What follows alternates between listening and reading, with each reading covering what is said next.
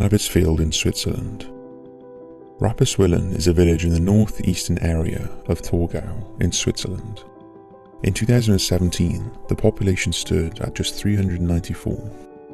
It's a quiet and sleepy little place that no one would ever suspect harboured a criminal gang, because 2/3 of the surrounding area is used for agricultural purposes.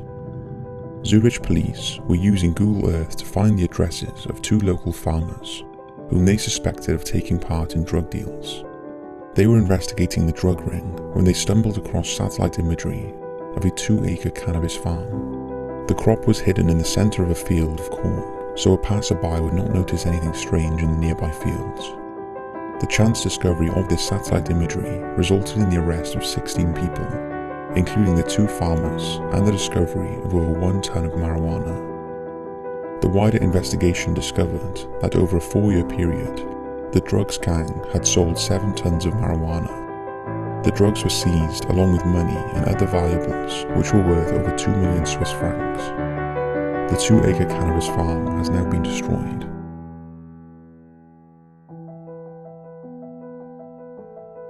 Heroin dealers in Brooklyn. Google Street cameras were able to capture a string of photographs that led to the arrest of 7 drug dealers in the borough of Brooklyn, New York. The camera shots showed 3 men standing in front of an East Willingsburg neighborhood grocery store, just one of the 2 small corner shops from which they sold their merchandise. The store is on the corner of Jackson Street and Kingsland Avenue. More images were also being taken along both those streets, showing various members of the gang.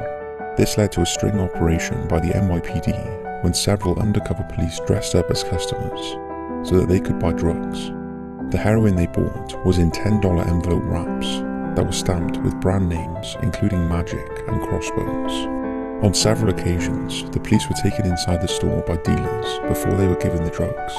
The police officers used handheld cameras in order to capture surveillance footage of the dealers, hiding heroin in a lockbox behind a metal sign at the store. The store owners and their employees had no idea about the hidden stash, or that their premises were being used by the dealers. The investigation began when locals complained to the police about the illegal activity. 3 of the 4 men photographed were arrested outside of the store.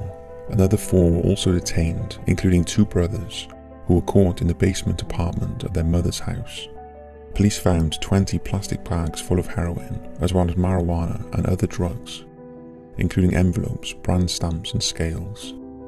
All 7 men were charged with multiple counts of the criminal sale of a controlled substance. Bike thieves in the Netherlands. A teenager was happily riding his bike in Groningen in the north of the Netherlands when he was dragged from his bike by 2 male assailants. They made off with the bike as well as the boy's mobile phone and €165 in cash. The 14-year-old boy reported the incident to the police, but with no leads and no evidence, the crime went unsolved. 6 months later, the teen was messing around on Google Maps when he saw an image of himself riding down the street, where he had been mugged, and behind him were the men who had committed the crime. Again, the boy reported his findings to Dutch police, and this time they were able to take action. All human faces on Street View are blurred for reasons of privacy, so police applied to Google for formal permission to see the original image. The detection from the area's burglary force recognized one of the suspects immediately, and they were both arrested.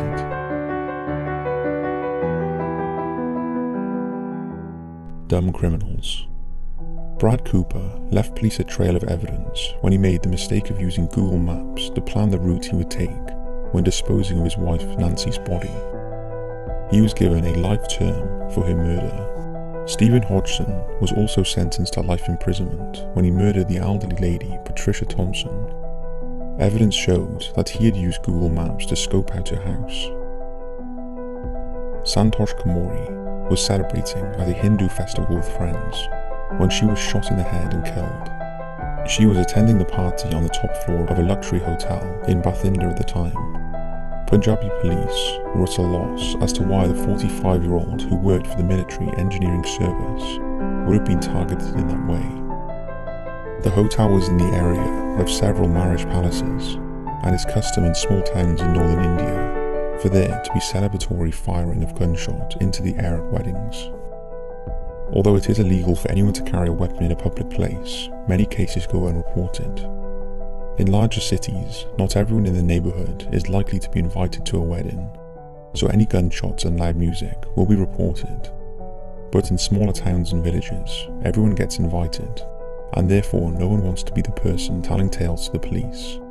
The senior superintendent of the Punjabi police decided that he would use Google Earth to track the trajectory of the bullet and search for the locality of the weapon. He soon had an exact area where he believed that the bullet had been fired from. Ballistic investigators were able to show that the bullet came from a new rifle. Provided with this information, detectives visited local gun shops and came up with their 25-year-old suspect. The suspect lived in the radius marked on the police superintendent's Google map. Police searched his house and found the rifle as well as 5 cartridges. Experts proved that the bullet was losing impact when it hit Satosh, so she was not a deliberate target. It turned out that the suspect had been practicing firing on his rooftop before attending a wedding. It had all been a tragic accident. Nevertheless, the suspect was charged with culpable homicide, endangering the safety of others, and unlawfully using a weapon.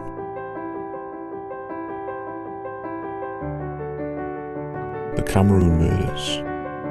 In the summer of 2018, an appalling video went viral. It showed 2 women being accused of belonging to the terrorist group Boko Haram. The women and their children are taken away by soldiers. Then they are blindfolded, told to kneel, and then shot dead. The only clues to the perpetrators of these crimes were glimpses of the soldiers' faces and the use of nicknames that were captured on the video.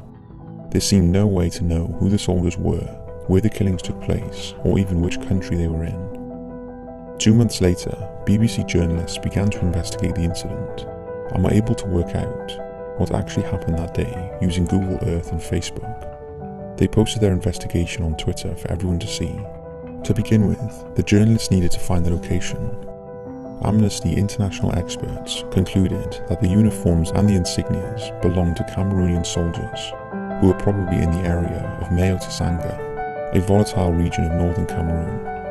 The Cameroon government were quick to deny these claims, but journalists were able to pinpoint the area using Google Earth and matched up the mountains shown in the background of the footage. This led the hunt to a village called Zalavat, just on the border with Nigeria, an area known for fighting between the Islamist militant group Boko Haram and Cameroonian soldiers.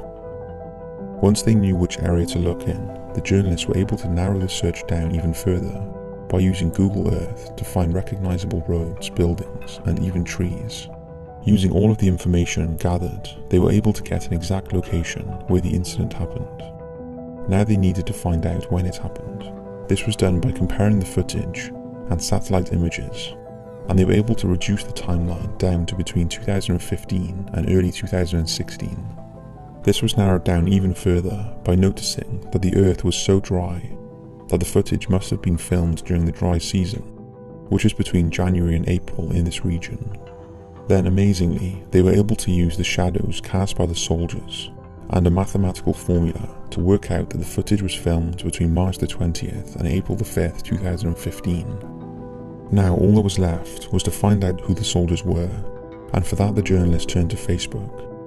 Using the name Tochoko that was heard in the video, a link was made to a soldier and also another 2 soldiers who were guilty of murdering the woman and their children. Just a month after the video footage emerged, a statement was released from the Cameroon government stating that 7 men had been arrested and imprisoned, whilst an investigation was carried out over the atrocity. 3 of those soldiers were discovered thanks to the detective work of the BBC journalists with a lot of help from Google Earth.